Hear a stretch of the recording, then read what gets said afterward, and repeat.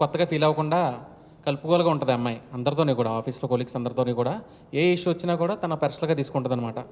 And also as a psychology student and psychologist కూడా. So చిన్న చిన్న ఎవరికన్నా ఇష్యూస్ ఉన్నా కూడా తను రిజాల్వ్ చేయడానికి ట్రై చేసేది. అందరితోని కూడా మంచి ర్యాపో ఉండేది తనకి. బట్ ఇలా అవుతుందని అనుకోలేదు. అతనికి ఆవిడ మ్యారేజ్ కూడా మేము వెళ్ళాం, అందరూ అటెండ్ అయ్యాం కూడా. చాలా హ్యాపీగా చేసుకుంటాను, చాలా అంబిషియస్గా ఉండేది మ్యారేజ్ లైఫ్, చాలా బాగా ఊహించుకుంటాను. మ్యారేజ్ అయినప్పటి నుంచి సమ్ డిఫరెంట్ పర్సనాలిటీగా మారిపోయింది తను కంప్లీట్గా.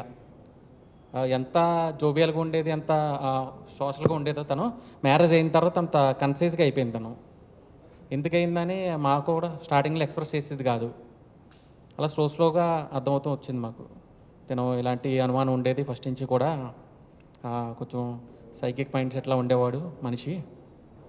అట్లాగే సీసీ కెమెరాస్ కూడా స్టార్టింగ్లోనే వాళ్ళు సమ్ కొండాపూర్ రీజియన్లో ఉండేవారు, ఒక రూమ్ తీసుకుని ఉన్నారు. రూమ్లో కూడా సింగిల్ బెడ్రూమ్ రూమ్ తీసుకునేవారు. ఆ బయట ఉన్న సీసీ ఫుటేజ్ కూడా తను రాధా తెలియకుండా యాక్సెస్ చేసేవాడు. తను వాచ్మెన్కి చెప్పి యాక్సెస్ చేసేవాడంట. అది మాకు త్రూ వాచ్మెనే చెప్పాడు. ఆ వాచ్మెన్ వాళ్ళ రాధా వాళ్ళ ఫాదర్ అడిగితే చెప్పాడు. ఆయన వచ్చి వీళ్ళ బైక్ పోయిందనో లేకపోతే సంథింగ్ ఏదో ఇంట్లో మిస్ అయిందని సీసీ ఫుటేజ్ కావాలని చెప్పి తీసుకున్నాడని. సో అన్నీ కలెక్ట్ చేసుకుని పెట్టుకునేవాడు. ఎందుకు ఇదంతా అనుమానం వల్ల, ఇన్సెక్యూరిటీ వల్ల. ఆబ్వియస్గా ఇప్పుడున్న డేస్లో లేడీస్ అండ్ జెంట్స్ అనేది ఏం లేదు కదా, స్పెసిఫిక్గా అందరూ సేమ్ జెండర్ లాగే ఫీల్ అవుతున్నారు, బ్రో మైండ్ సెట్తోనే ఉన్నారు. బట్ అతను కూడా కార్పొరేట్ అయినా కానీ నార్త్ నుంచి వచ్చినా కూడా ఆ ఫీలింగ్ ఉండేది కాదు అతనికి. పొసెసివ్గా, బాగా ఆర్థడాక్స్గా అట్లా ఉండేవాడు మనిషి. మాతో ఉన్నప్పుడు ఒకసారి మేము కలిసాం, అలా కొత్తగా పరిచినప్పుడు మ్యారేజ్ అయిన తర్వాత కలుద్దామని చెప్పి పార్టీ ఇచ్చారు. వాళ్ళు పార్టీ ఇచ్చినప్పుడు కూడా కొంచెం అథారిటేటివ్ మైండ్ సెట్తో ఉండేవాడు. అట్లాగే కూడా కొంచెం నాలెడ్జ్ పరంగా తక్కువగా చూసేవాడు. తనకే ఎక్కువ తెలిసినట్టుగా అన్నీ తన వ్యూస్ని రెస్పెక్ట్ చేయకపోవడం. అండ్ బైక్ నడపడం కూడా చూసాను, ఇది క్యాజువల్ కాదు యాక్చువల్లీ, టూ ర్యాష్గా నడిపేవాడు మనిషి.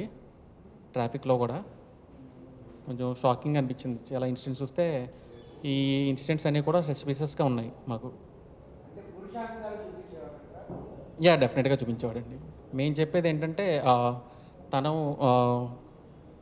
తను ఏ సర్కమ్స్టెన్సెస్ అక్కడికి వెళ్ళిందో మాకు తెలియదు. బట్ ఆవిడైతే మాకు లేదు. పెళ్ళైన 6 monthsలోనే ఇలా జరగడం చాలా అన్ఫార్చునేట్.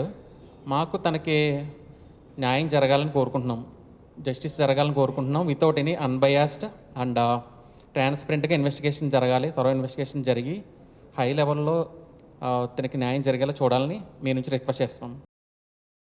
మరిన్ని అప్డేట్స్ కోసం ఛానల్ను సబ్స్క్రైబ్ చేయండి. నోటిఫికేషన్స్ కోసం బెల్ ఐకాన్ పై క్లిక్ చేయండి.